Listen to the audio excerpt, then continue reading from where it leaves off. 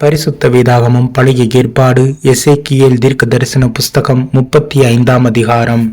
கர்த்தருடைய வார்த்தை எனக்கு உண்டாகி, அவர் மனுபுத்திரனே, நீ உன் முகத்தை சேயீர் மலைக்கு நேராக திருப்பி அதற்கு விரோதமாக தீர்க்க தரிசனம் உரைத்து அதற்கு சொல்ல வேண்டியது என்னவென்றால், கர்த்தராகிய ஆண்டவர் உரைக்கிறார், சேயீர் மலையே, இதோ நான் உனக்கு விரோதமாக வந்து என் கையை உனக்கு விரோதமாக நீட்டி உன்னை பாலும் அவாந்தர வெளியுமாக்குவேன்.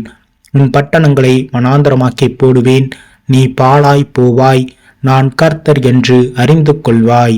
நீ பழைய பகையை வைத்து இஸ்ரவேல் புத்திரருடைய அக்கிரமம் நிறைவேறுகையில் அவர்களுக்கு உண்டான ஆபத்தின் காலத்திலே பட்டயத்தின் கூர்மையினால் அவர்களுடைய இரத்தத்தை சிந்தினபடியால் நான் இரத்த பலிக்கு உன்னை ஒப்புவிப்பேன். இரத்த பலி உன்னை பின்தொடரும் என்று கர்த்தராகிய ஆண்டவராய் இருக்கிற நான் என் ஜீவனை கொண்டு சொல்லுகிறேன். நீ இரத்தத்தை வெறுக்காதபடியினால் இரத்தம் உன்னை பின்தொடரும். நான் சேயீர் மலையை பாலும் அவாந்தர இடமுமாக்கி அதிலே போக்குவரவு செய்கிறவர் இல்லாதபடி சங்காரம் செய்து அதன் மலைகளை கொலையுண்டவர்களாலே நிரப்புவேன். உன் மேடுகளிலும் உன் பள்ளத்தாக்குகளிலும் உன் எல்லா ஆறுகளிலும் பட்டயத்தால் வெட்டுண்டவர்கள் விழுவார்கள். நீ என்றைக்கும் அவாந்தர வழியாயிருக்கும்படி செய்வேன்.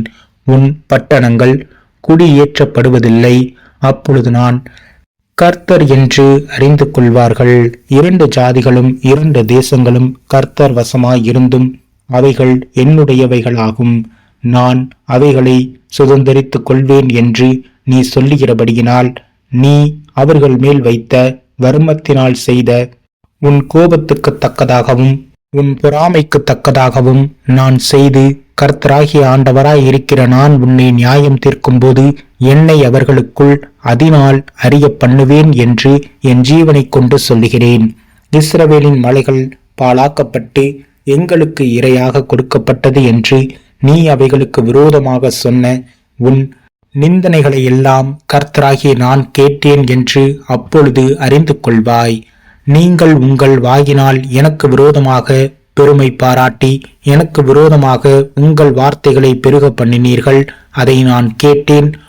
பூமியெல்லாம் மகிழும்போது நான் உன்னை பாழாயிருக்கும்படி செய்வேன் என்று கர்த்தராகிய ஆண்டவர் சொல்கிறார். இஸ்ரவேல் வம்சத்தாரின் சுதந்திரம் பாழாய் போனதைக் கண்டு மகிழ்ந்தாயே, உனக்கும் அப்படியே சம்பவிக்க செய்வேன். சேயீர் மலையே, ஏதோமே, நீ முழுதும் பாழாவாய். அதனால் நான் கர்த்தர் என்று அறிந்து கொள்வீர்கள் என்று உரைத்தார் என்று சொல்லு.